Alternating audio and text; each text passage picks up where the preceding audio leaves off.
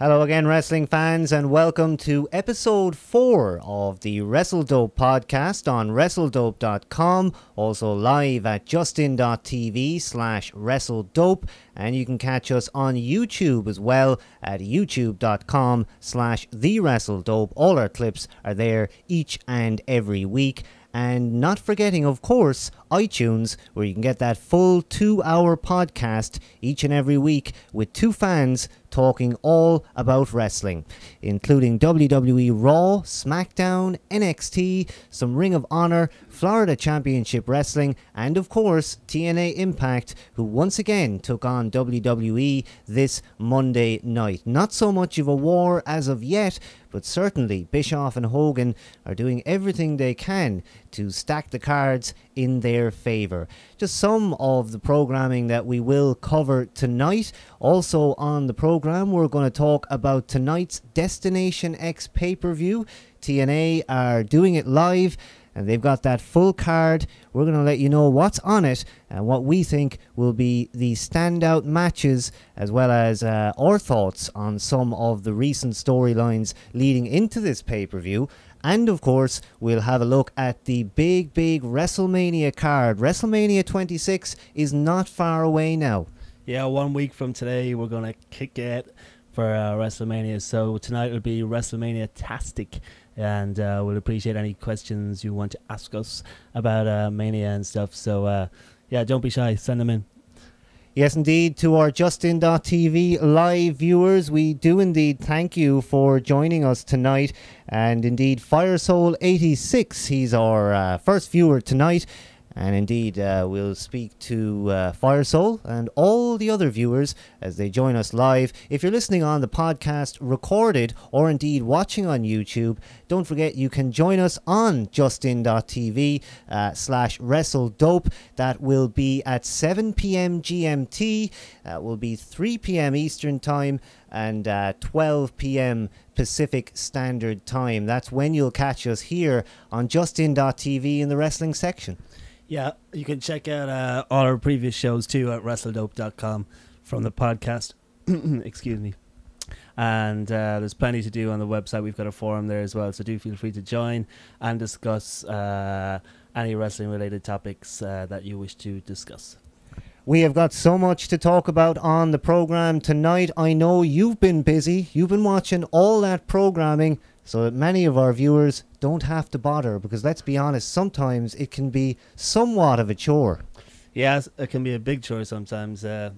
We calculated 9 hours. We're up to these days. 9 hours of wrestling a week, who would have thought?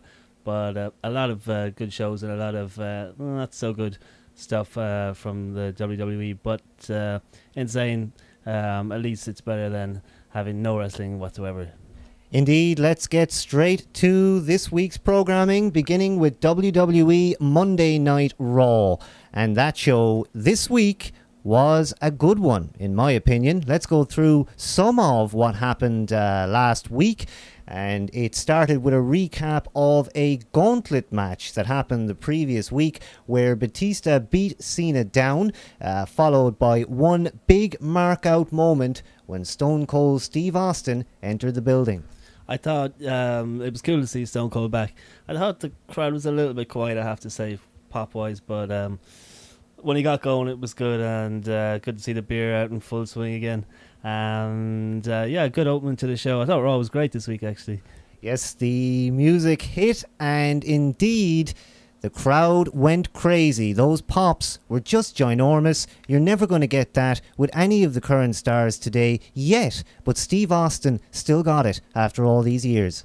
He still has it after all these years. All you have to do is look at SmackDown and hear any of the pops on that show, and you can see the difference between what Stone Cold used to bring to the table and still can bring to the table compared to R-Truth and whatnot. Now, all that needed to happen was the first second of his music played, and the crowd went nuts. That's all. He hadn't even entered the building yet. Are we ever going to have somebody who can do that again, who can whip the crowd into a frenzy before they even get in the building? I don't think it'll be tough to do. I think the only ones I can really that stand out over the years, from Austin to the Warrior, maybe Hogan, That's about it. Well, sometimes when The Rock was at his peak, that used to get a big pop, but nothing else really. I don't think can top it. You know. It was WrestleMania Rewind week. This week on Raw, we had a lot of matches from past WrestleManias replayed. And of course, Big Show took on John Cena. That was the big match that started off Raw. And just that opening segment alone, featuring Steve Austin and then John Cena taking on Big Show. What a way to start the show. None of this 30-minute Triple H promo stuff. Yeah, I thought a bit more interaction with Cena and Austin would have been good, and kind of funny the way they wrapped it up with Austin coming out and having to pass Cena and Big Show. I thought that was a little bit odd, but a little bit more interaction with Cena and Austin would have made for another good 10 minutes of TV and would have boosted Raw. I think just a little bit more. In saying it was really good and a really good show at the start, and anything Austin does in ring, I think from promos to stunnering people or drinking beer, whatever the hell, it's going to be good to watch, and especially when McMahon's involved. An example of a properly structured, quick opening intro on this week's Raw. Later on the night, Sheamus came out and squashed Evan Bourne. The match didn't even get underway. He cut an excellent promo. He's certainly come a long way in a short time. I mean, we've seen him all the way back in Irish Whip Wrestling, where he had his independent break-in days, if you like, and now he's on Monday Night Raw after a very short stay on ECW. He's doing so well at the moment. Yeah, Sheamus is one to watch big time. From SOS days, Sheamus O'Shaughnessy, right the way up to the big match with Triple H at Mania. It's a dream come true for that guy, big time.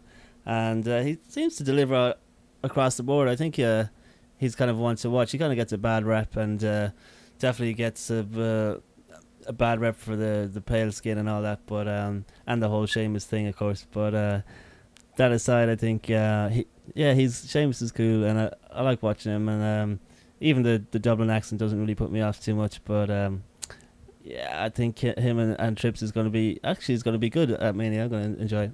Yes, that's exactly what I was going to say to you. Is I'm now looking forward much more to this Triple H Sheamus angle, as WrestleMania is now just days away. It looks like they really did try this week once again, as they have done for the past few weeks. They're not just going to let this angle simmer. They're going to do everything they can to get it over. It's Triple H's match at WrestleMania. Yeah, and Triple H will want to steal a spotlight from Taker and Michaels. I think he's not going to back down. He likes his spot, old Trips. Triple H is certainly a man who always finds a spot on WrestleMania. Never shy of a place for him on that WrestleMania card, as Sheamus defeated, or indeed the match never even started, when he squashed Evan Bourne exactly like he should be doing on the way into WrestleMania. Yeah, he should have totally squashed him some more. I'm down. I'm really down with squashing Evan Bourne, I have to say. But Sheamus, I mean, I don't know about the build and the timing of that. It'll be interesting to see what happens on Raw this week. But a good beat down, monster heel, keep it rolling. Sheamus he's laughing all the way to Mania. Now, Divas action on Monday Night Raw this week was as follows. Kelly Kelly took on Maurice. Now, Kelly Kelly has been on programming non-stop for quite a few years at this stage, and to be honest with you, they have never done anything with her. What is the point of having Kelly Kelly on TV the whole time? The women's title situation at the moment is desperate. They don't have the matches for the big pay-per-views, which is why we've seen they've been left off the card at times. What are they going to do if they're going to continue to push people like Kelly Kelly, who really haven't got a whole lot to offer at this time, regards backstage and perhaps storylines that writers can find for her? Yeah, I think the whole women's division's a mess across the board, from Raw right over to SmackDown, from the whole Mickie James angle and the Piggy James thing. I think the only reason Kelly Kelly's actually gets so much TV time is because she's Kelly Kelly, and ratings wise, I mean, the average Joe is probably going to keep tuned in if they turn and flick the channel over.